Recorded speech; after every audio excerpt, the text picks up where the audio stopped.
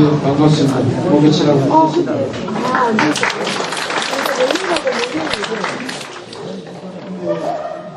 우리 시민 여러분, 책자에 받으시면 파워포인트라고 하는 방식으로 되어 있는 그런 것보다는 글자를 읽으셨습니다.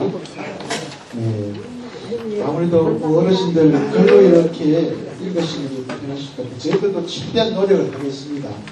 최대한 이렇게 글자로 문자화해서 꼭 한 번씩 읽을 수 있도록 그렇게 강연자 선생님께 요청을 드리겠는데, 또 강연자 선생님들께서는 나름대로 또 글자로 쓰는 것도 좀 편리하게 파워포인트로 이제 하려고 하시는 분들도 있기 때문에 저희들도 강제는 못합니다. 혹시 좀 불편함이 있더라도 혹시 그런 부분이 있으면 꼭 이해를 좀 해주시고요.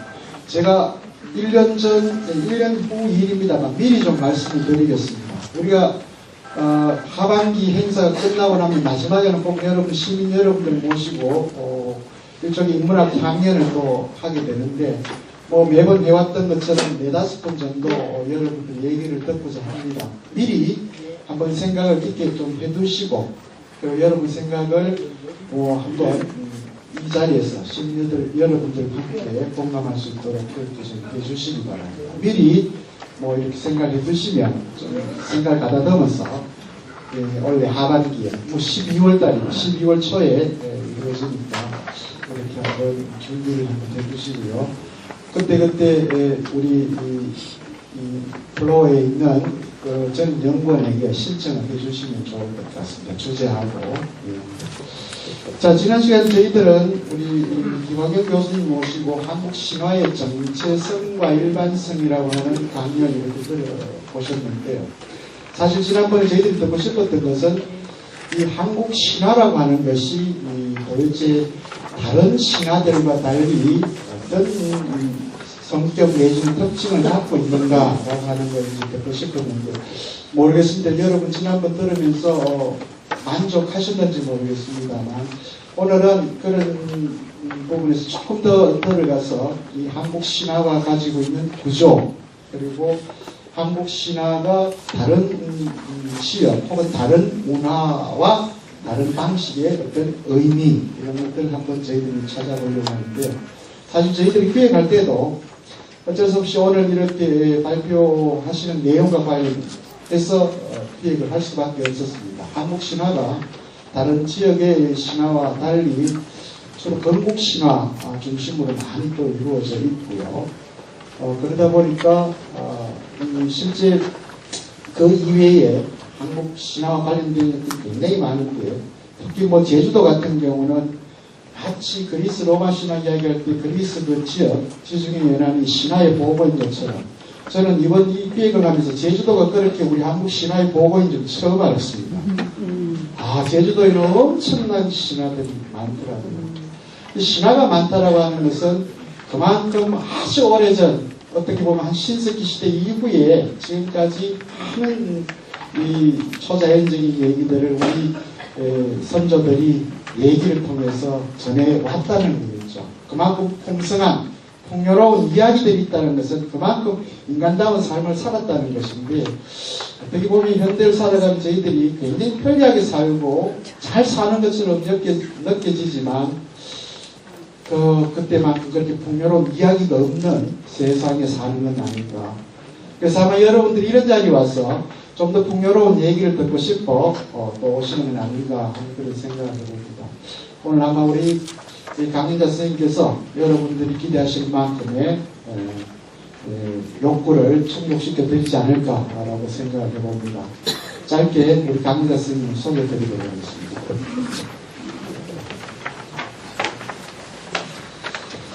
오늘 강연해 주실 조현설 교수님은 고려대학교 국어국문학과를 졸업하셨고요.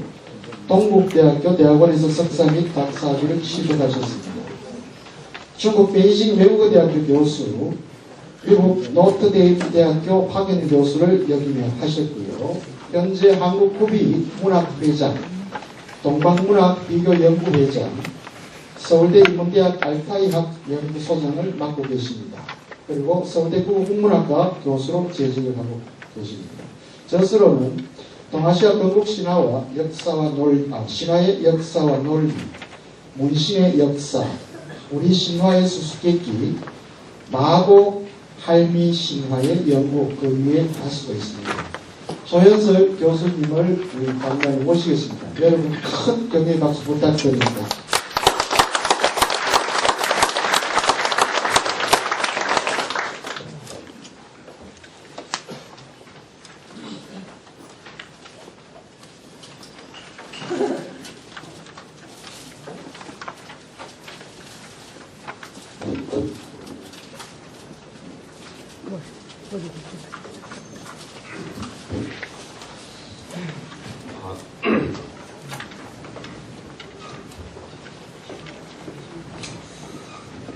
뵙게 돼서 반갑습니다. 강의한다면 너무 높은데요.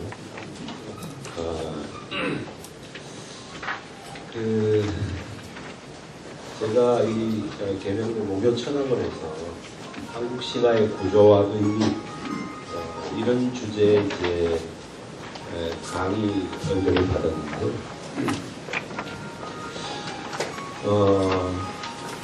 그대로 하셔도 된다고 해서 제가 그냥 제목을 바꾸지 않고 여기에 맞춰서 오늘 강의를 좀 하려고 합니다. 근데 제 걱정이 이제 저한테 주어진 시간 60분밖에 안 돼서 60분 동안 한국 신화의 구조에 대해서 어떻게 여러분들 이해하기 쉽도록 설명을 드릴까 그런 걱정이 좀 있고요. 또 한 가지 옆에 무슨 명예 교수님들 앉아 계시고 그래가지고 무슨 말을 할 수 있을까 걱정이 되기도 합니다. 지난주에 김학영 교수님이 한국 신화의 일관성, 수성 이런 것들을 강의를 하신 걸로 알고 있고 제가 어떤 내용으로 강의를 하셨는지 잘 모르겠습니다만은 그리고 다음 주에 인재 교수께서 오셔가지고 한국 창세 신화 이런 주제로 강의를 하실 텐데 제가 오늘 한국 신화의 구조와 관련해서 드리는 말씀이 지난주에 했던 강의 또는 다음 주에 할 강의와 일정 부분 겹칠 수도 있다는 생각이 듭니다. 왜냐하면 같은 자료를 두고 다른 방식으로 강의를 하는 것이기 때문에 일정한 겹치는 부분이 있을 거라는 생각도 드는데요. 여러분께서 잘 요량하시고 잘 비교해서 들으시면 같은 자료를 가지고 어떻게 다른 식으로 접근하고 해석하는가 그걸 좀 비교를 하실 수 있지 않을까 생각이 듭니다.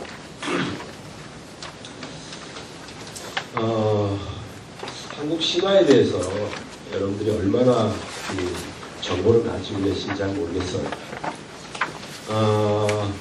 아마 여러분 세대는 되게 한국 신화 하면 옛날에 학교 교과서에서 공부했던 단군 신화 같은 건국 신화 정도의 정보만 대개는 갖고 계신다고 생각을 합니다. 그런데 한국 신화는 두 가지 형식으로 전해지고 있는데 하나는 단군 신화처럼 삼국유사와 같은 문헌에 기록된 신화가 있고요. 다른 하나의 종류는 사람들이 입에서 입으로 전해지는 부전신화가 있습니다. 그리고 그 부전신화의 대부분은 무당들이 구슬할 때 부르는 신의 이야기입니다. 그걸 우리가 무속신화라고 하는데 좀 전에 사회자께서 제주도 신화 말씀을 하셨는데 바로 제주도 신화가 풍부한 것은 제주도의 무속신화가 대단히 많이 남아있고 그것이 학자들에 의해서 일찍부터 조사되고 체록되어서 우리에게 소개되었기 때문입니다. 두 종류의 형식으로 한국 신화가 이렇게 전해지고 있는데 제가 오늘 한국 신화의 구조와 관련해서 말씀드리려고 하는 것은 창세 신화라고 하는 그렇다고 창세 신화는 이 세상이 어떻게 만들어졌는가, 누구에 의해서 어떻게 만들어졌는가를 이야기하는 신화죠. 그 다음에 이제 여러분들이 잘 아시는 다른 신화와 같은 건국 신화, 이것은 고대 국가를 세우는 영웅들의 이야기라고 할 수 있습니다. 그리고 그 사이에 이제 시조 신화라는 게 있습니다. 시조 신화는 각 성씨들, 성씨의 조상에 관한 신화입니다. 오늘 제가 이 세 종류의 신화를 말씀드리면서 한국 신화의 구조가 어떻게 짜여져 있으며 그것의 의미가 어떤 것인지 가능하면 정해진 60분의 시간 내에 말씀을 보려고 합니다. 1923년에요. 손진태라는 분이 그 당시 일본의 와세다 대학에 유학을 하고 있었던 20대 초반의 청년이었는데 자기 스승이었던 니시무라 겐지 선생을 모시고 그분이 역사인류학 이런 걸 전공하셔가지고 안동에 양반 문화를 조사하러 배를 타고 들어왔는데 그 통역경에서 스승을 따라서 손진태 선생이 이제 부산으로 들어왔다가 친구가 있는 그 함흥, 함경도 함흥에 가게 됩니다. 그 함흥에서 김쌍돌이라고 하는 당시 68세가 되는 큰 무당을 거기서 만나서 이분이 조사를 하게 됩니다. 그때 이제 조사를 해서 그 자료를 가지고 있다가 1930년에 일본에서 책을 출간하는데요. 그게 이제 조선 신가 유편이라는 일본어로 된 책입니다. 그 책의 첫머리에 상세가라고 하는 제목의 신화가 실려 있습니다. 김쌍돌이라는 여자 무당이 부수라는 것을 손진태 선생이 받아 적어서 그리고 일본어로 옮겨서 기록해 놓은 자료입니다. 이 자료 혹시 보신 적 있어요? 없으시죠?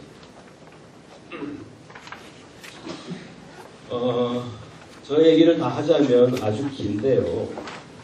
그러면 제가 시간에 맞춰서 못할 것 같은데 간단하게만 오늘 강의 주제와 관련해서 간단하게만 말씀을 드리겠습니다.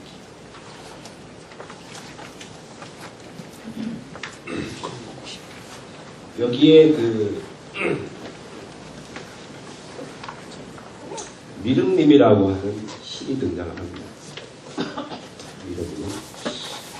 이 미륵님이라는 신이 등장을 해서 하늘에 해와 달이 2개 있던 것, 천지를 이렇게 개벽시키고 해와 달이 2개 있던 것을 하나씩 따서 별로 만들고 그 다음에 미륵님이 하늘에 기도를 해서 하늘에서 금벌레와 은벌레를 받아서 그것을 사람으로 변신시켜서 인류를 창조하고 그 이후에 이 지상의 인류가 많아졌다라고 하는 순서로 이 창세 신화가 진행이 되고 있습니다.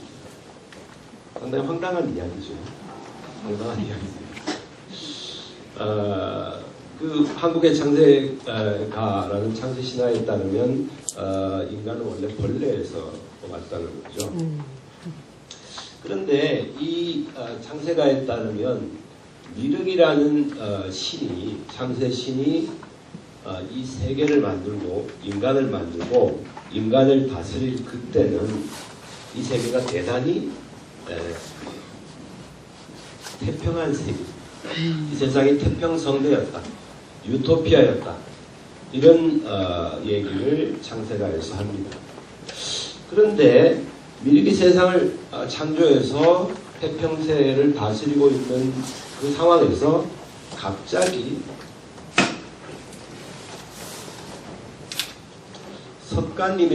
석가라고 하는 또 다른 신이 등장을 합니다.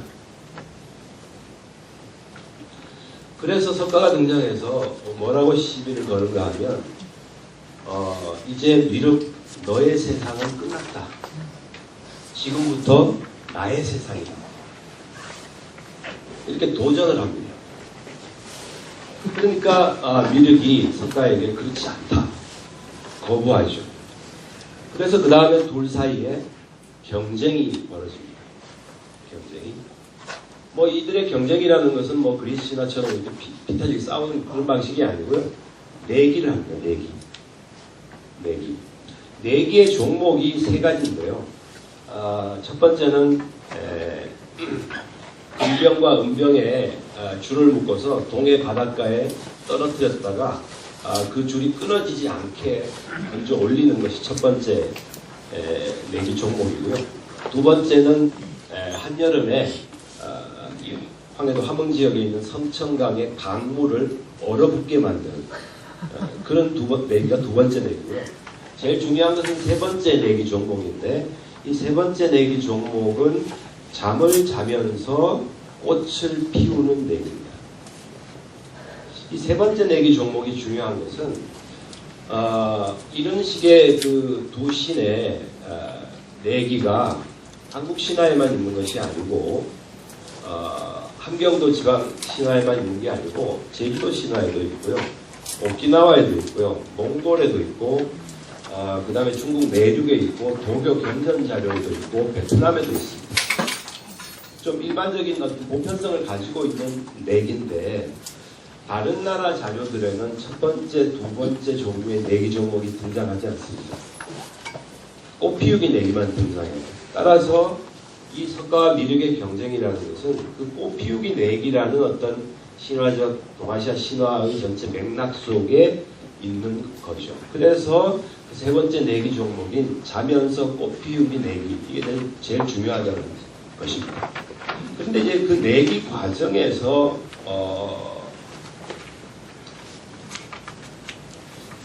어떤 일이 벌어지는가 하면 지금 꽃피우기 내기를 하는데 내기니까 한쪽은 꽃을 피우고 한쪽은 꽃을 피우지 못하겠죠. 그렇지 않겠습니까? 이 두 신 가운데 어느 쪽이 꽃을 피우고 어느 쪽이 꽃을 못 피우겠습니까? 뭐 센스가 있으신 분은 금방 알아차실 것이라고 생각이 되는데요. 사실은 미륵이 세계를 창조한 이런 창세 신이잖아요. 그러니까 당연하게도 미륵에게 미륵이 꽃을 피울 수 있는 능력을 가지고 있는 신입니다. 그래서 이제 미륵은 둘이 잠을 자면서 꽃을 피우는데요. 미륵은 아주 깊은 잠을 잡니다. 깊은 잠을. 그렇게 깊은 잠을 자는 동안 미륵의 무릎에서 모란 꽃이 피어올라옵니다. 석가는 깊은 잠을 자지 않습니다. 눈을 반쯤만 감고 자는 척합니다. 그러니까 꽃을 피울 수가 없죠.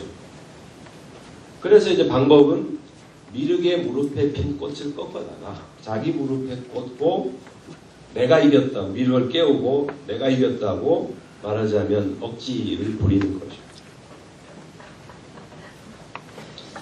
어떻게 보면 석가의 억지에 의해서 석가가 미륵을 이긴 거죠. 좀 다르게 부정적으로 말하면 석가가 사기를 쳐서 미륵을 이긴 거죠. 근데 그 미륵은 그 상태를 인정을 하고 석가에게 이 인간 세상을 다스리는 권리를 물려주고 미륵은 이 세상을 떠납니다. 그때 미륵이 떠나면서 어떤 예언 내지는 저주의 말을 석가에게 남기는가 하면 네가 세상을 다스리는 이 세상에는 집집마다 과부가 날 것이며 집집마다 백정이 나고 집집마다 무당 나고 집집마다 도둑놈 나고 이런 식의 말하자면 우리 세계에 있는 온갖 부정적인 요소들이 네가 다스리는 이 세계 속에서 발생할 것이다 라는 이른바 예언 또는 저주 이런 말을 남기고 미륵이 이 세상을 떠납니다. 제주도 자료를 참고하면 이 미륵은 세상을 떠나서 어디로 가는가 하면 저승으로 갑니다. 저승. 석가는 그래서 우리가 사는 이 이승, 이 세계를 다스리는 거죠. 미륵이 다스리는 이 세상이 태평한 세상이었다면 석가가 다스리는 이 세상은 어떤 색입니까? 이 창세가에 있는 용어를 사용하면 말세입니다. 말세. 이건 말세. 그런즉 이 세상이 말세가 되리라. 이런 얘기를 김산돌이라는 무당이 부른 창세가라는 노래 속에서 이야기가 되고 있습니다. 그러니까 이 창세가의 논리에 따르면 지금 우리가 살고 있는 이 세상에 여러 가지 부정적인 요소들, 뭐 나쁜 놈들이 이렇게 많은 것은 태초에 석가가 미륵을 속이고 이 세계를 만들었기 때문에 이 세계에 이런 부정적인 요소들이 들어왔다는 거죠. 이런 어떤 무속신화의 세계관에 따르면 어떻습니까? 이 세상에 말세가 된 것은 누구 책임이에요? 우리 책임이 아니죠. 인간의 죄하고 아무 상관이 없습니다. 그죠? 신의 잘못이죠. 신의 잘못이죠. 신화의 논리에 따르면 뭐 홍수가 나거나 또는 이 세상이 이렇게 말세가 되거나 한 것이 원인이 어디에서 왔느냐? 신화는 그게 많은 경우에 신들의 잘못에서 왔다고 얘기합니다. 인간의 잘못에서 왔다고 얘기하는 신화들은 상대적으로 적습니다. 이 신화가 특정 고대 종교로 이렇게 들어가면 이런 것들이 다 인간의 잘못으로 변합니다. 인간의 잘못으로. 그것을 아주 잘 보여주는 게 말하자면 기독교 세계관이죠. 자, 그런데 이렇게 해서 이제 말하자면 미륵과 석가의 경쟁과 그 경쟁 이후 이 세계의 판도가 태평세와 말세, 저승과 이승 이런 관계로 이렇게 후획이 된 셈이죠. 근데 이 창세가라는 이 신화에 보면 이야기가 여기서 끝나는 게 아니고 그 이야기가 조금 한 단계 더 진행이 됩니다. 이게 이제 한국 다른 나라 이런 비교되는 창세 신화에는 없는 한국 신화가 가지고 있는 좀 독특한 부분이라고 생각이 되는데요. 이 창세가에 따르면 이 미륵이 이 세계를 이제 다스리고 미륵이 세계를 다스리는 동안 아니요, 미륵이 아니고 석가가 바뀌었죠. 석가가 세계를 다스리는 동안 석가를 따르는 무리들이 있었습니다.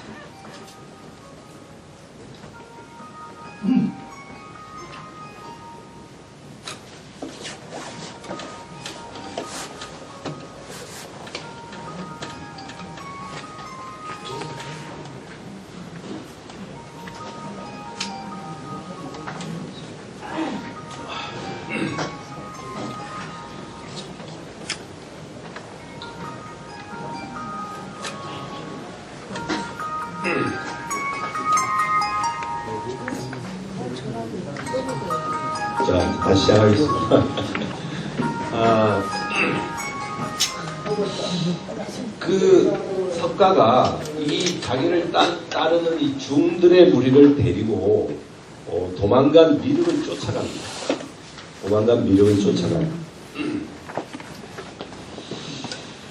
이 창세가 자료에는 그 왜 미륵이 도망갔고 왜 쫓아갔는지 그게 불분명한데 제주도 자료나 또는 다른 지역의 신화들을 참조하면 미륵이 이 세상을 버리고 떠날 때 해와 달을 자기 그 품 안에 감추고 도망갑니다. 그러니까 이 석가가 이 세계를 다스리는 권능을 갖게 되었는데 해와 달이 없는 거예요. 그러면 인간들의 온갖 원망을 네가 세상을 다스리면서 해와 달이 없어져서 우리가 살 수가 없게 됐다. 온갖 원망을 들을 거 아닙니까? 그러니까 다시 사라진 해와 달을 다시 찾아오는 게 지금 이 석가의 중요한 과제가 됐어요. 그래서 자기를 따르던 무리들과 이 미륵을 쫓아가서 사실은 저승까지 가서 저승에서 해와 달을 다시 가지고 석가가 돌아옵니다. 이제 그 과정에서 이 석가가 3,000명의 중들을 데리고 산속으로 산속으로 들어가는데 배가 고프니까 산속에서 석가가 노루를 잡아서 이 부분이 좀 아주 이상한 부분이에요. 도대체 합리적으로는 잘 이해가 안 되는 부분인데 그 이야기에 따르면 노루를 잡아서 노루를 이렇게 요즘 뭐 양꼬치처럼 꼬지를 만들어 가지고 불에 구워서 중들하고 같이 나눠 먹습니다. 자, 석가가 중들하고 고기를 구워 먹는다. 자, 이 문제를 상상을 한번 해보십시오. 이게 어떤 어떤 의미를 갖고 있는지. 근데 그 과정에서 이 3,000명의 중 가운데 2명의 중이 벌떡 일어나서 그 장면 묘사에 따르면 벌떡 일어나서 자기가 들고 있던 고기를 던지면서 우리는 이 고기를 먹지 않겠다. 우리는 이 고기를 먹지 않겠다. 우리는 고기를 먹지 않고 성인이 되겠다. 성인이 되겠다. 이때 성인이라는 것은 어른이라는 뜻이 아니고 성스러운 그런 인간이라는 뜻이죠. 성인이 되겠다. 하고 석가를 부정하는 말을 합니다. 석가를 부정하는 말. 그래서 석가가 이 2놈은 뒤에 던져놓고 뒤에 버려놓고 강을 건너서 저승으로 미륵을 찾아가죠. 근데 얘 2 성인은 그리고 나서 버려진 다음에 그 자리에 남아서 죽습니다. 죽은 뒤에 뭐가 되는가 하면 바위가 돼요. 소나무가 돼요.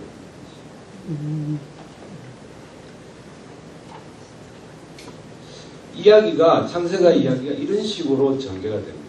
이 부분이 대단히 해석하기 어려운 대단히 엉뚱한 부분인데 우리 창세가는 구조적으로 보면 이 부분이 대단히 중요한 의미를 갖고 있다고 저는 생각을 합니다.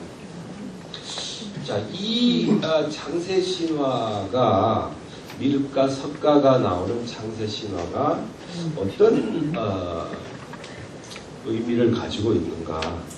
이게 이제 한국 신화의 구조를 얘기하는데 대단히 중요한 부분이라고 저는 생각을 합니다.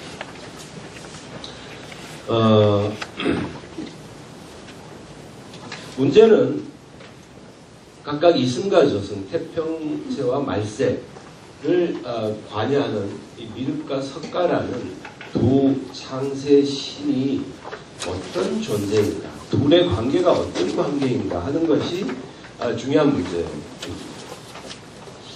이 신화의 전개 과정에 따르면 세계를 창조한 신은 미륵인데 미륵이 창조한 세계를 석가가 나중에 등장을 해서 내가 차지하겠다고 덤비는 과정으로 되어 있죠. 그런 이야기의 흐름에서 보면 이 석가는 세계를 만드는데 전혀 아무런 역할을 하지 않는 창세 이후에 등장한 존재처럼 이해가 될 수 있는데요. 다른 자료와 이렇게 비교를 해보면 이 석가가 어떤 역할을 하는가 하면 이 2명의 성인이 되겠다고 했던 2명의 중이 고기를 들고 있던 것을 버리는데 그 고기를 주워서 석가가 먹습니다. 그리고 그것을 씹어서 뱉어요. 하늘에다 뱉고 땅에다 뱉고 물에다 뱉습니다. 하늘에 뱉으면 새가 되고 땅에 뱉으면 길짐승이 되고 물에 뱉으면 물속에 물고기들이 생겨납니다. 자, 이건 뭔가 하면 석가 역시도 이 창조, 창세의 과정에 중요한 역할을 하고 있다는 것을 이야기하는 셈이죠. 다시 말하면 미륵만 창세 신이 아니고 석가도 창조에 관여하는 신이라는 것입니다. 제주도 신화에서는 이 둘의 관계가 대별왕, 소별왕이라는 천지왕의 쌍둥이 아들로 등장을 합니다. 자, 그런 맥락에서 보면 사실은 이 미륵과 석가는 세계가 태초에 세계를 창조하는 데 관여했던 2명의 쌍둥이 신, 2명의 신 이렇게 말할 수 있다는 거죠. 그런데 이 두 명의 신이 맞는 각각의 역할이 조금씩 차이가 있다는 거죠. 미륵은 태평새와 그죠? 관계가 있고 석가는 말세와 관계가 있고, 미륵은 저승과 관계가 있고 석가는 이승과 관계가 있는 그런 신이라는 것이죠. 이게 도대체 어떤 의미가 있는가, 구조적으로 이런 질문을 해볼 수가 있습니다.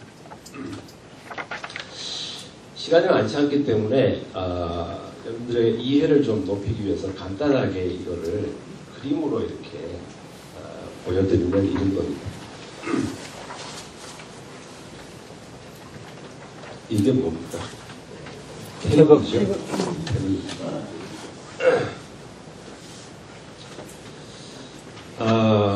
이 태극은 양과 음으로 이렇게 분할이 되죠.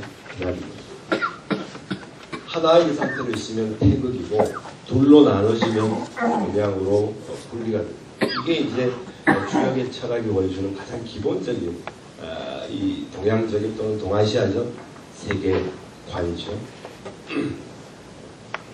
그런데 서양학자들이 이제 흔히 이런 식으로 설명을 하는데 이 음과 양으로 이렇게 이루어진 태극 모양을 이렇게 끊어버리면 이 부분에 여기 아래쪽에 들어와 있죠. 이렇게. 그죠? 이걸 A 사이드라고 하고 이걸 B 사이드라고 하면 이 A 안에 이런 부분이 B의 어떤 것들이 이렇게 들어와 있죠. 이 그림으로 보면요. 마찬가지로 이런 부분도 들어와 있지 않습니까? 그죠? 그래서 이거를 이 들어와 있는 부분이 여기까지 음이니까 이거는 또 양이니까 이걸 이렇게 끊으면 이원론적으로 이렇게 끊어버리면 양의 힘 안에 음이 들어와 있죠. 음의 힘 안에 양이 들어와 있어요. 이걸 이렇게 끊는 것을 우리가 이분법이라고 하지 않습니까? 이원론이라고 합니다.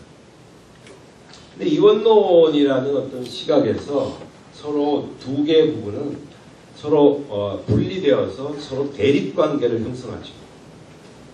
극과 극의 대립관계를 형성하고 양자 사이에는 끊임없는 갈등과 싸움 이런 것들이 있는 게 이런 식의 이원론의 배치죠. 근데 이거를 이렇게 끊지 않고 태극의 문양처럼 이렇게 끊어버리면 한쪽의 힘 속에 다른 힘이 들어와 있는 그런 모습을 가지게 됩니다. 이거는 이를테면 예를 들면 이런 거죠. 봄이 되면 기운이 쫙 시작했다가 쫙 발전을 해서 그죠? 여름은 가장 성했다가 또 이제 겨울의 입구에 가면 말하자면 겨울의 기운이 이렇게 강해지고 말하자면 이런 세계의 자연의 흐름, 자연의 어떤 흐름을 이렇게 도상으로 보여주는 게 이게 태극 문양이죠. 이거를 도가에서는 간단하게 이렇게 표시를 합니다. 도교에서는 이거를 십자가처럼 앞에 걸어놓고 말하자면 예배를 드리죠. 근데 이거를 간단하게 표시하면 이겁니다. 근데 이거를 음이라고 하고 이거를 양이라고 하면 이 얘기는 이 음의 힘 안에 양이 있는 거고 양의 힘 안에 지금 음이 있는 것을 보여주는 겁니다.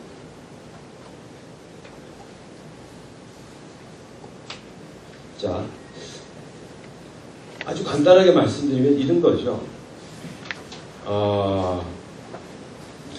여기 이제 좀 나이 드신 분들이 많은데 저도 이미 그런 나이가 됐습니다만 특정한 시기가 되면 그 남성 안에 있던 여성 호르몬이 점점 증대되죠. 이 갱년기를 지나면 그죠? 그럼 남자들도 말이 많아지고 외착도 심해지고 여성 안에 있던 남성 호르몬이 점점 증대되고 목소리도 걸걸해지고 아주 활달해지고 이런 식의 변화가 우리 인간 개인에게도 생물학적 변화가 특정 시기가 되면 일어납니다. 무슨 말씀인가 하면 그 남성의 몸 안에 있던 여성 호르몬이라는 것이 어디서 왔죠? 주사 맞은 거 아니잖아요. 원래 우리 몸속에 있는 거죠. 그러니까 원래 남성의 몸 안에는 여성적인 게 있다는 거죠. 여성의 몸 안에는 남성적인 게 이미 있다는 거죠. 그러니까 남성과 여성이라는 것이 A와 B처럼 이렇게 딱 나눠지지 않는다는 거예요. 그렇지 않습니까? 그러니까 이른바 자연의 원리가 이렇게 도상으로 표현된 것이 이런 태극의 모양이라고 저는 생각을 하고요. 그런 면에서 이것은 아주 간단한 그림이지만 대단히 깊은 함축을 가지고 있다고 생각합니다. 제가 왜 이런 말씀을 드리는가 하면, 자, 이 음양이라는 음과 양의 구조죠. 이렇게 음양 구조에서 이 미륵과 석가의 관계를 보면 이 관계가 쉽게 이해가 될 수 있다는 것입니다. 말하자면 이걸 미륵이라고 뭐 석가라고 해도 상관없습니다. 이걸 미륵이라고, 이거를 석가라고 해요. 미륵과 석가의 관계는, 세계를 만든 최초의 두 신의 관계는 마치 음과 양의 관계처럼 세계를 존재하게 하는 두 개의 힘이라는 거죠. 세계를 존재하는 두 개의 힘. 그런데 두 개의 힘이, 미륵과 석가가 이 세계를 두고 내기를 하는 것처럼 서로 경쟁하고 싸우는 거죠. 경쟁하고 싸우죠. 그런데 그 경쟁의 과정에서 미륵과 석가는 석가의 어떤 속임수에 의해서 미륵이 지게 되고 이 세계를 석가가 다스리게 된 거죠. 그래서 미륵은 저승으로 가지 않았습니까? 저승을 다스리게 되죠. 그런데 이 세계를 지금 석가가 다스리는데, 이 석가가 다스리는, 말하자면 부정적인 것으로 가득 찬 이 말세의 세계에 석가가 아닌 다른 요소, 이 둘의 관계에서 보면 석가가 아닌 다른 요소는 뭡니까? 미륵이죠. 그죠? 그런 요소가 이 석가가 다스리는 이 세계 속에도 마치 남성 호르몬, 여성 호르몬처럼 안에 있다는 것입니다. 그게 있다가 어느 순간 그게 힘을 발휘한다는 거죠. 이 창세가 이야기에서 보면 바로 거기에 석가 안에 있는 미륵의 힘에 해당하는 이 부분이 바로 중이에요. 두 명의 중. 얘네들 뭐가 됐죠? 바위가 됐어요. 소나무가 됐어요. 사실은 소나무보다는 바위가 더 핵심입니다. 바위가 핵심입니다. 자, 결론부터 말씀드리면 이 바위가 무슨 바위냐? 이게 미륵바위. 이게 미륵바위야. 우리나라 전역에 있는 미륵바위들이에요. 우리나라에 있는 산이라는 산마다 가면 다 미륵바위라는 이름이 붙은 바위들이 있어요. 여러분 등산 좋아하시는 분들 가보세요. 온갖 데 다 미륵바위가 있어요. 왜 그게 미륵바위인가? 석가바위가 아니고. 사람들이 그걸 미륵바위라고 부르고 미륵에 대해서 기도를 하고 미륵에 대해서 뭔가 기대를 하고 있는 거죠. 그 기대가 뭐죠? 저승으로, 딴 세상으로 갔던 미륵이 언젠가는 돌아와서 석가가 다스리는 이 말세를 변화시켜서 다시 태평세로 되돌릴 그런 때가 온다. 빨리 와서 말하자면 이 어려운 세계를 건너갈 수 있도록, 이 세계를 이길 수 있도록 도와달라. 이런 비원, 이런 희망이 미륵바위라는 신앙의 형태로 나타난 겁니다. 왜 그렇다면 이 창세신화, 창세가는 무속신화고 무당들이 부르는 노래인데 이 안에 미륵석가로 대표되는 불교적인 요소가 들어와 있다. 그래서 삼국시대에서 고려시대를 거치면서 무속이 불교가 국가 종교가 되고 그 과정에서 무속이 주변화됩니다. 주변화되면서 동시에 불교의 요소들을 받아들입니다. 불교를 포용하고 불교를 수용해서 자신들의 어떤 종교, 무교도 점점 말하자면 조금 더 세련된 방식으로 변화시켜가는 거죠. 그러면서 미륵이나 석가와 같은 불교의 신들을 받아들이는 거예요. 근데 재미있는 것은 그 신들을 받아들이는 과정에서 석가는 부정하고 미륵을 긍정하는 거예요. 신앙을 받아들였다는 거죠. 이게 왜 그렇게 된 건가 하면 이걸 뭐 설명하자면 대단히 긴 시간이 필요한데 이것은 삼국시대 그 통일신라 시대 6세기부터 시작된 한반도 지역의 미륵신앙, 미륵하생신앙하고 깊은 관계가 있습니다. 바로 그 민중들이 백성들이 열렬히 따르든 기대하던 미륵신앙의 바로 미륵을 이 긍정적인 신으로 수용을 한 거죠. 그게 바로 이 미륵과 석가의 경쟁과 내기를 통해서 세계가 만들어졌다는 창세 신화가 된 것이죠. 이런 식의 생각, 이런 식의 세계관이 있었기 때문에 이 신화에는 말하자면 이 신화에는 이런 식의 어떤 구조가 신화에 나타난 거죠. 거꾸로 말씀드리면 이런 식의 음과 양의 구조라는 관점에서 거꾸로 이 창세 신화를 봐야 이 갑자기 왜 이 두 명의 성인이 고개를 던지고 나는 성인이 되겠다고 두 명의 중이 이렇게 주장을 하고 이 성인 두 중이 바위가 되고 이 바위를 향해서 사람들이 신앙이 말하자면 바위를 자신들의 어떤 신앙의 대상으로 숭배하는 현상이 벌어졌는가, 이게 설명이 됩니다. 이런 식의 관점으로 보지 않으면 이게 설명이 안 돼요. 자, 그래서 사실은 한국 신화연구가 그동안 이 무속 신화연구를 50년, 60년 해왔는데 최근까지 이게 뭔지 잘 몰랐어요. 이런 맥락에서 봐야 이 신화의 뒷부분이 해석이 된다는 거죠. 요컨대 결론적으로 말씀드리면 이 창세가에서 발견되는 한국 신화의 구조는 일종의 이렇게 말해도 될 겁니다. 음양의 구조. 이거를 서구적인 용어로 바꾸면 이항대립, 바이너리티 스트럭처라고 하는데 이항대립 구조인데 단순한 이항대립, 이런 식의 이항대립이 아니고요. 이런 식의 이항대립이요. 그러니까 이걸 저는 이제 상보적 이항대립의 구조 이렇게 이제 표현을 하는데 그냥 복잡하니까 치우고요. 그냥 우리의 전통에 따라서 이해하기 쉽게 음양의 구조다. 음양의 구조. 사실은 뭐 서구의 유명한 신화학자인 레비스트로스가 말했던 것도 여기에서 멀지 않다고 저는 생각합니다. 자, 30분이 지났는데요. 30분이 더 지났네요. 자, 창세 신화의 구조에 대해서 간단하게 말씀을 드렸습니다. 제가 어떤 식으로 이 문제를 여러분들에게 논리화해서 설명을 하는지 잘 생각을 한번 해보시기 바랍니다.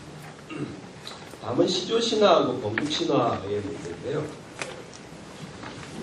시조는 말 그대로 이제 어떤 특정 성씨 집단이 있으면 그 성씨 집단의 기원에 해당하는 인물이 어떻게 태어났는가에 관한 이야기죠.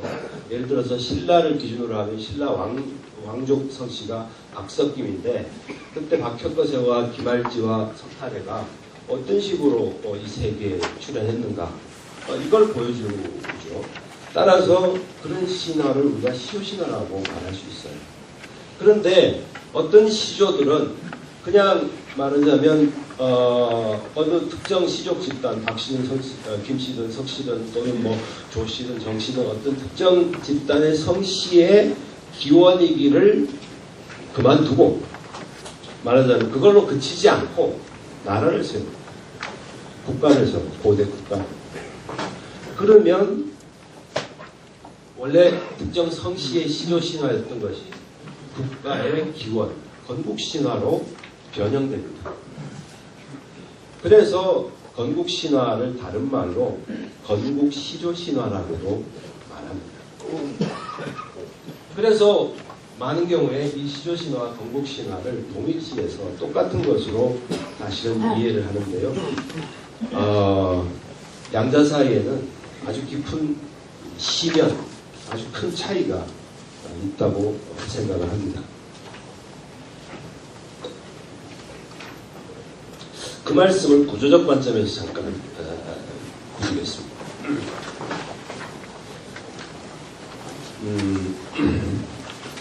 이해하기 쉽도록 단군 신화를 사례로 삼아서 말씀드립니다. 단군 신화 다 아시죠? 단군 신화에도 여러 버전이, 여러 다른 이야기들이 있습니다. 근데 우리가 대표적인 단군 신화가 삼국 유사에 기록된 단군 신화죠. 삼국 유사에 기록된 단군 신화는 일련이 곡이라는 책에서 보고 옮겨놓은 것이죠. 일련의 창작이 아니고요. 곡이라는 옛날 문헌에서 옮겨놓은 거예요. 그 곡이라는 문헌에 따르면 그 환인이라는 존재가 있고 그 아들 환운이라는 존재가 있어요. 환운이 지상에 와서 신실을 세웠다가 웅녀와 결혼을 해서 당군 이렇게 낳고 당군이 조선을 세우죠. 이런 간단한 이야기입니다. 간단합니다. 근데 같은 시기에 나온 이승효의 그 제왕무기에 보면 전혀 다른 단군 신화가 실려 있어요. 전혀 다르죠. 그 환웅이 자신의 손녀를 약을 먹여서 인간으로 변신시켜서 나무의 신, 단수, 박달나무의 신과 결혼을 시켜서 거기서 당군을 낳게 합니다. 이건 완전히 전혀 다른 이야기입니다. 나중에 당군 신화 강의를 들을 기회가 있으면 아마 들으실 수 있을지 모르겠는데 그때 그 강사 그런 말 안 하면 질문을 해보는 거예요. 이런 당군 신화도 있는데 이건 뭐냐? 사전에 가서 좀 집에 가서 당군 신화 자료를 보고 공부를 하시고 그런 질문을 해보시면 아주 흥미로운 당군 신화 얘기를 들으실 수 있을 건데, 자, 오늘 요걸 기준으로 말씀을 드리겠습니다. 웅녀는 원래 어떤 존재였죠? 공이죠.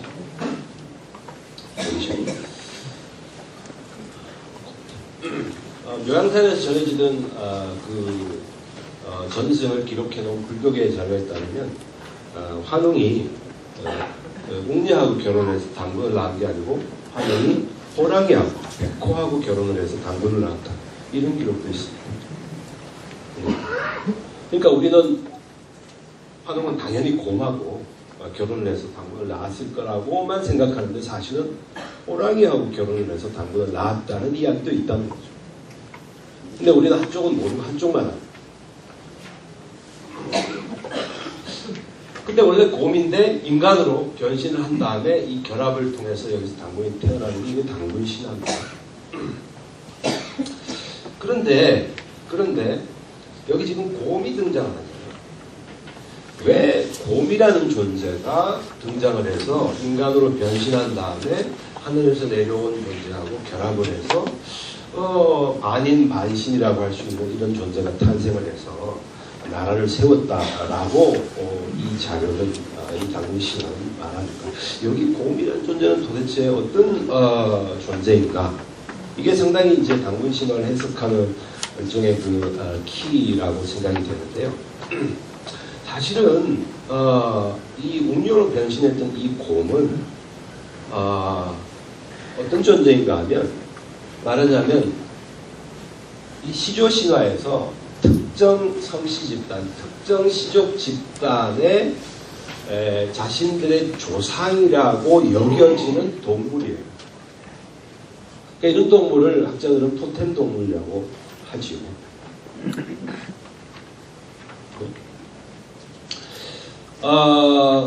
이 곰을 자신들의 조상이라고 여기고 그 곰을 숭배하고 곰이 자신들의 조상이라는 신화를 가지고 있는 소수 종족들이 대단히 많습니다.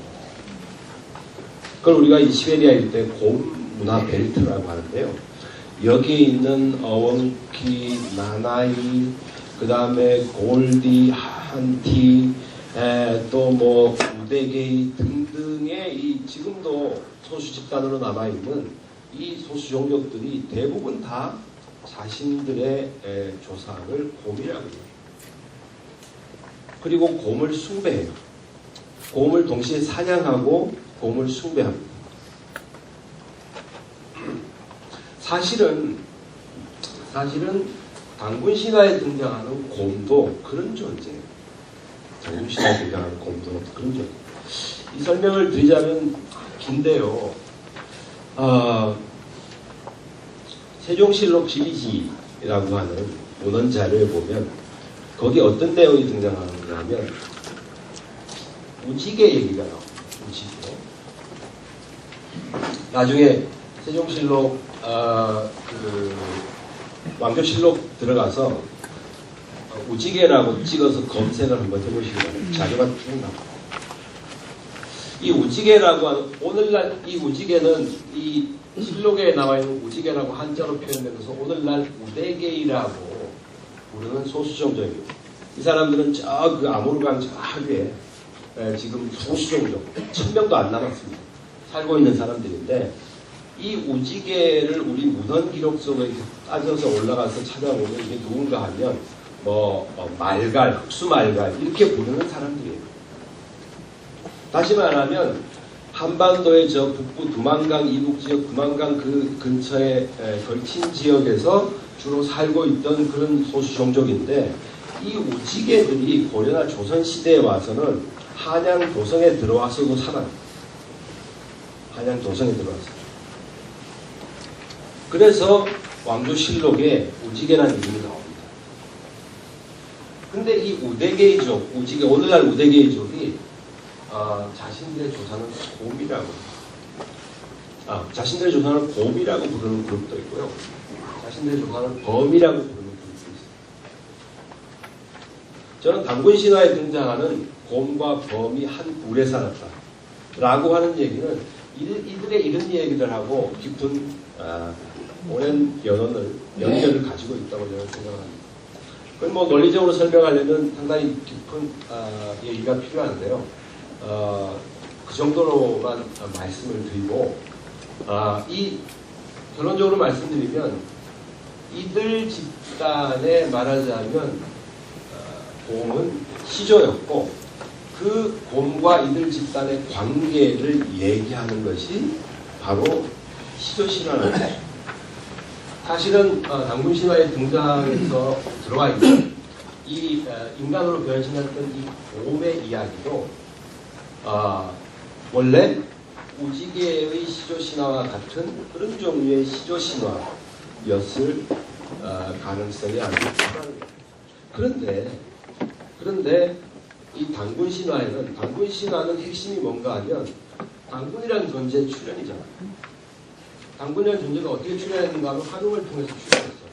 한웅은 어떻게 나왔는가 하면 한인이라는 천신의 아들로 등장합니다. 단군 신화의 계보에서 중요한 것은 한인, 한웅, 단군이라고 하는 이 계보죠. 그렇습니다. 그러면 얘는 왜 들어왔는가? 단군을 낳기 위해서 들어옵니다. 사실은 고조선이라는 국가 구성체는 북쪽에서 내려온 한웅 집단이 그 압록강 지역에 미리부터 살고 있던 토착해 있던 곰, 범으로 대표되는 이런 그 신앙과 문화체계를 가지고 있던 토착 집단과의 연합을 통해서 세워진 게 고조선입니다. 그리고 그 고조선에 말하자면 건국이라는 것이 하늘의 뜻에 의해서, 하늘의 천신의 뜻에 의해서 나라가 세워졌다는 것을 그 국가의 구성원들에게 이야기하기 위해서. 하늘의 뜻으로 이 나라가 세워졌기 때문에 너희들은 이 나라의 이런 왕권 권력 체계에 말하자면 마땅히 복종해야 된다라고 하는 얘기들을 말하자면 고조선의 백성들에게 이야기하기 위해서 만들어진 새로운 이야기가 고조선의 이런 계보에 기초한 단군 신화라는 거죠. 자, 이거를 한 단계 더 나아가서 말씀드리면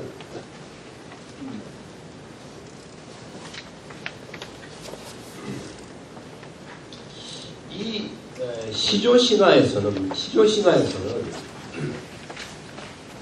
중요한 존재가 여기 우대계, 우지계라는 종족이 있다면 그 우지계의 기원이 되는 것은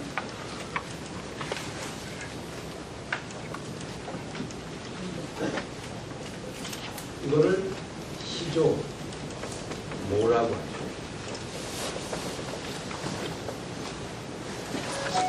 이런 관계죠. 이 둘의 관계.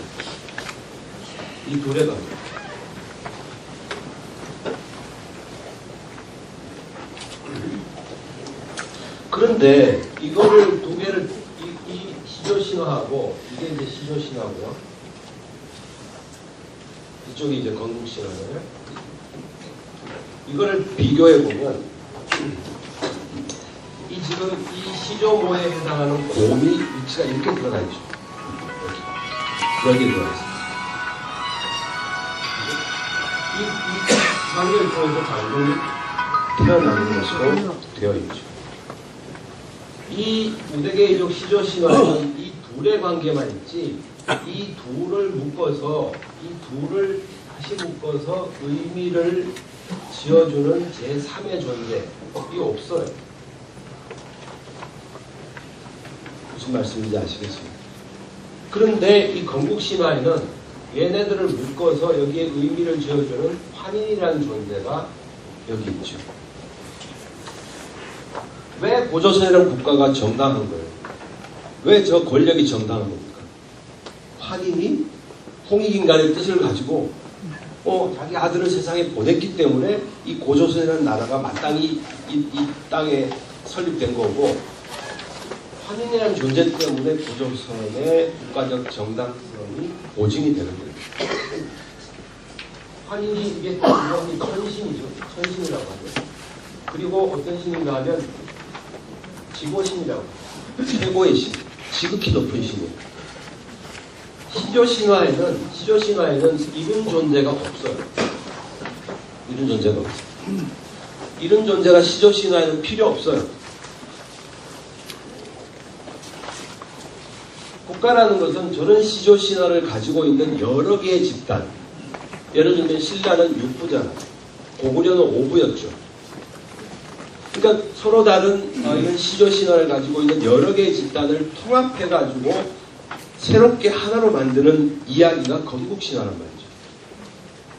그러니까 서로 비슷한 시조신화를 가지고 있는 5개의 집단을 묶어가지고 이게 원래부터 하나였다. 이게 하나인 것은 하늘의 뜻이다.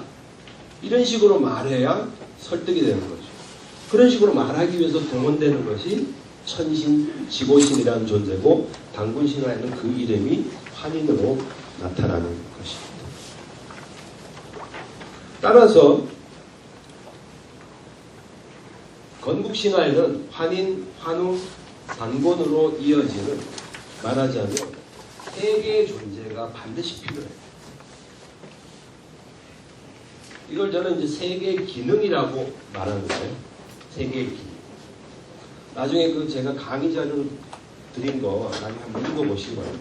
각각의 이 파견의 기능, 중개 기능, 건국을 실현하는 실현 기능을 다 갖고 있는데 이 세 개의 기능이 있어야 건국신화는 비로소 건국신화가 되는 것입니다.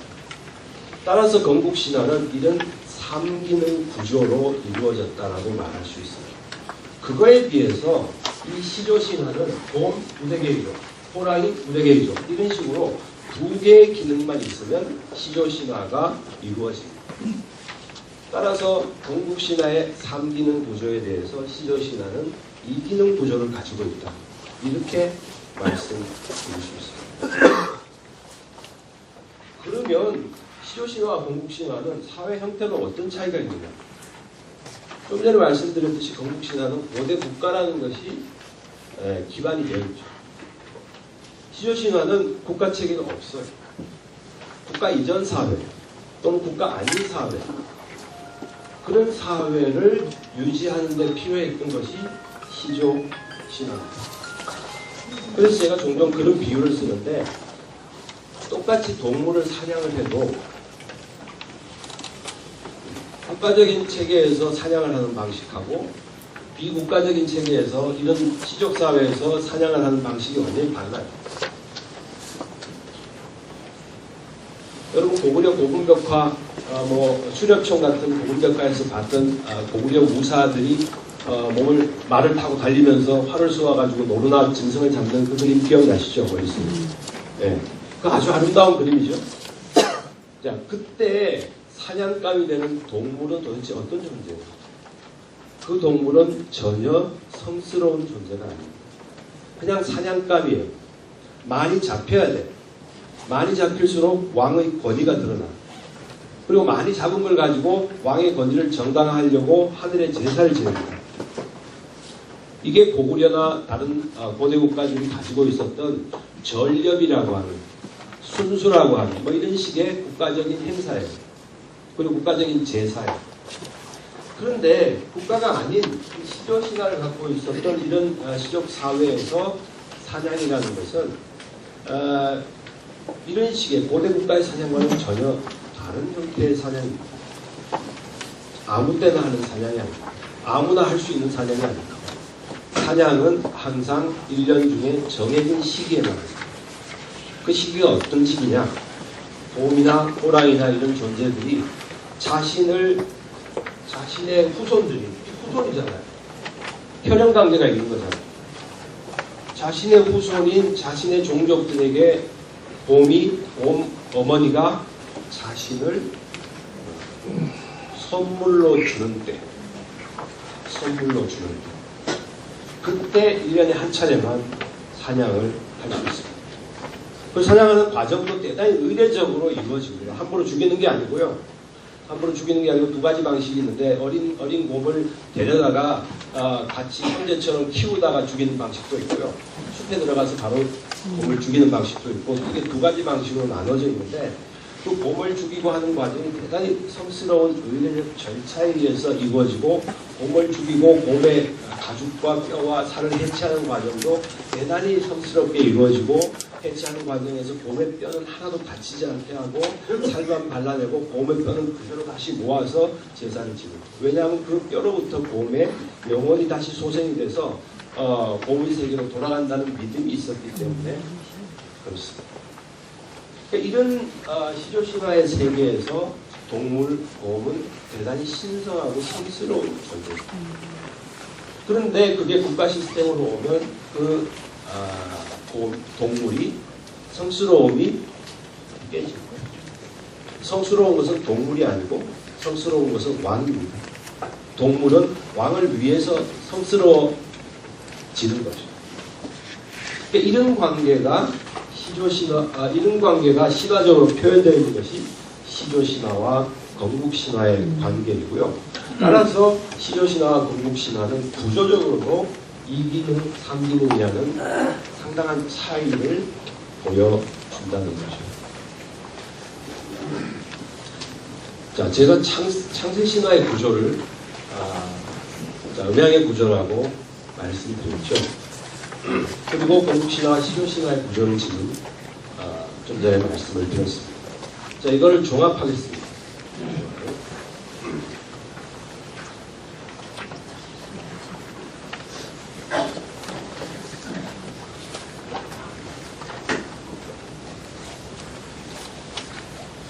시조신화에서 기능은 두 개의 기능. 두 개의 기능은 신성한 동물이 되는 시조모인 동물과 그 종족 두 기능만, 두 존재만 있습니다. 이거를 묶어서 그거를 의미를 부여해주는 제3의 존재, 외부적 존재가 없어요. 시조신화에는.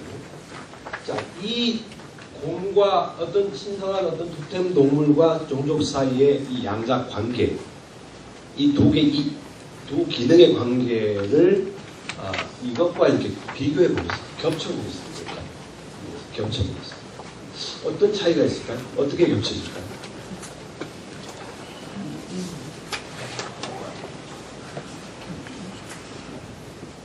자, 곰과 우대개이죠. 또는 토템 동물과 토템 시족 사이에는 어떤 관계가 있습니까?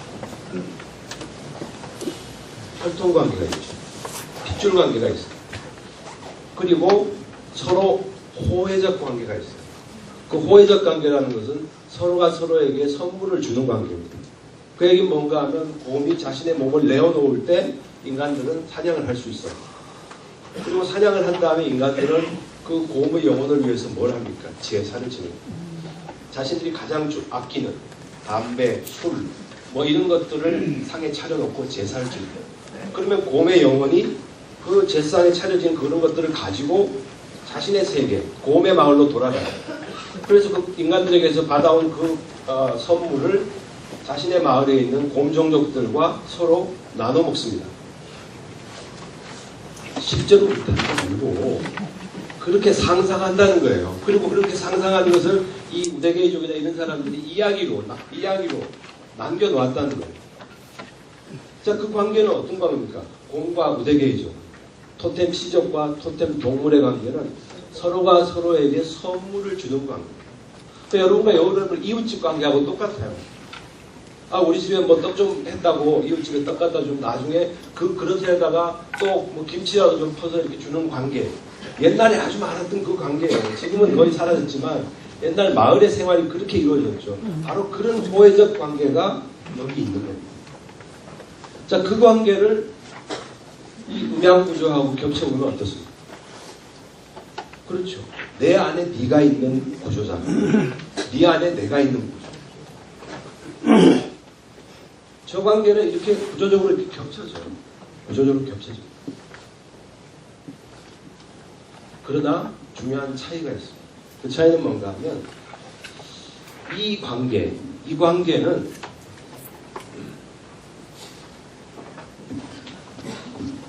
공간에 펼쳐진 관계.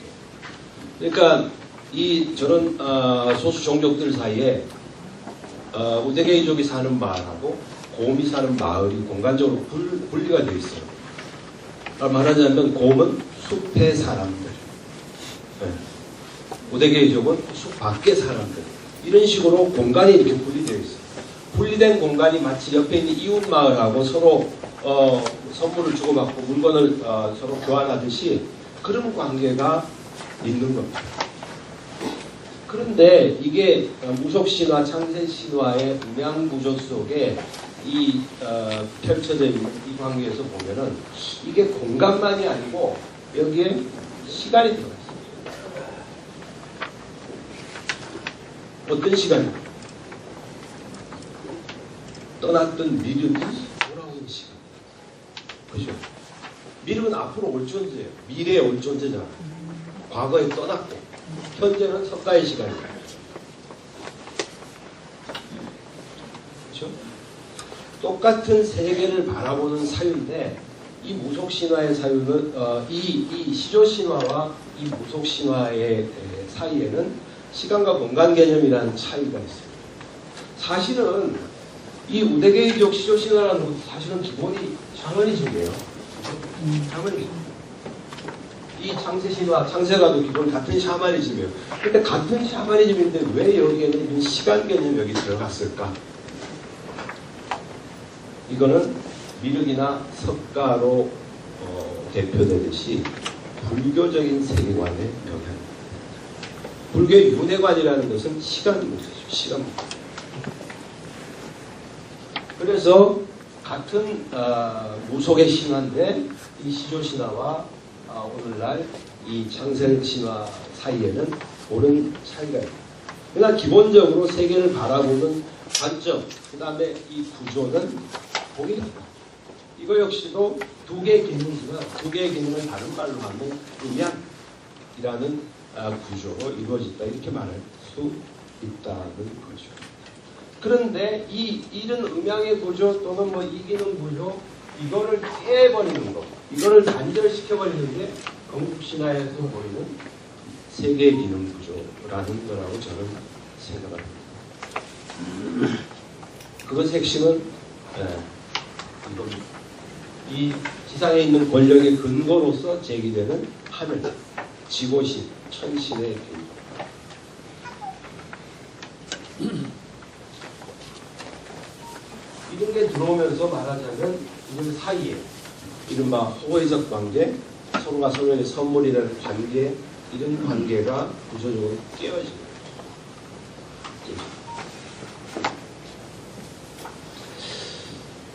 제가 너무 압축적으로 말씀드려서 이 마지막 부분이 잘 이해가 안 되실 분들도 좀 있다고 생각합니다. 한국 사회는 더 이상 이런 세계에 살고 있지 않습니다. 한국 사회는 이미 삼국시대 이후에 국가 체계 속에서 우리가 계속 지금까지 살고 있습니다. 한 번도 국가가 없었던 적이 없지 않습니까? 국가 이름은 자꾸 바뀌었지만 국가 시스템에서 살고 있어. 이런 식의 구조 속에 살고 있습니다. 계속 이런 권력이 문제가 되는 구조 속에 살고 있죠. 이게 바로 석가의 세상이에요. 이게 석가의 세상. 그런데